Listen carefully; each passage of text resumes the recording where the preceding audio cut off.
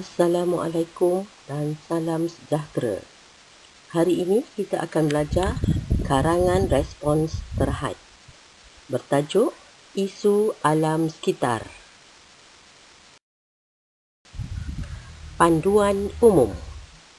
Hanya satu soalan dikemukakan dan calon wajib menjawabnya. Masa dicadangkan ialah 15 minit. Jumlah markah ialah 10 markah. Panjang karangan antara 50 hingga 80 patah perkataan. Teknik menulis. Baca dan fahami tugasan soalan. Analisis bahan secara kritis. Bina rangka karangan bagi memudahkan penulisan dan mengelakkan berlakunya pengulangan isi. Karangan hendaklah mengandungi pendahuluan, isi-isi penting dan penutup.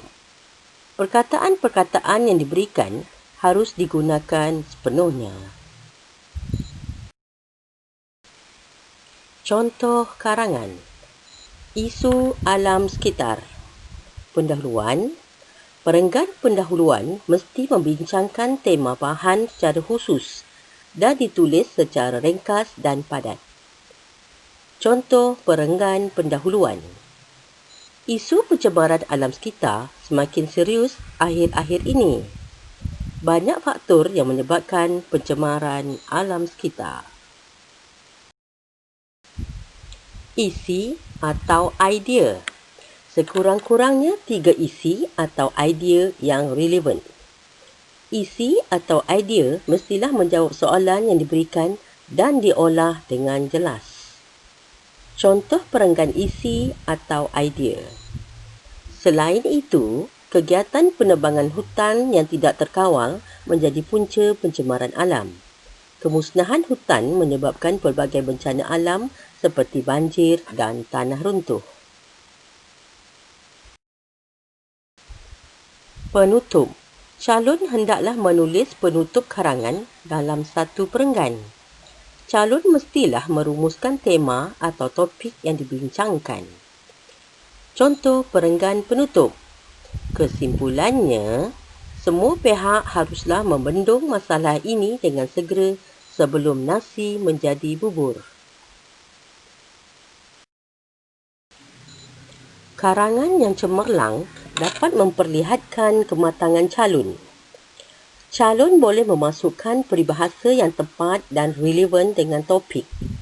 Contohnya, kaki bangku, ayam tambatan dan seperti katak di bawah tempurung. Gunakan penanda wacana untuk menghubungkan ayat-ayat.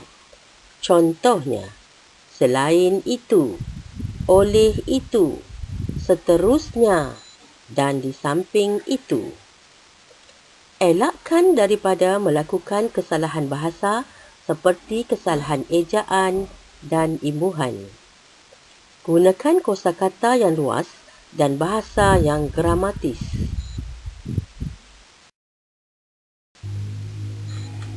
Dalam karangan respons terhad, biasanya calon-calon diberikan perkataan-perkataan. Contoh, tajuknya ialah Isu Alam Sekitar.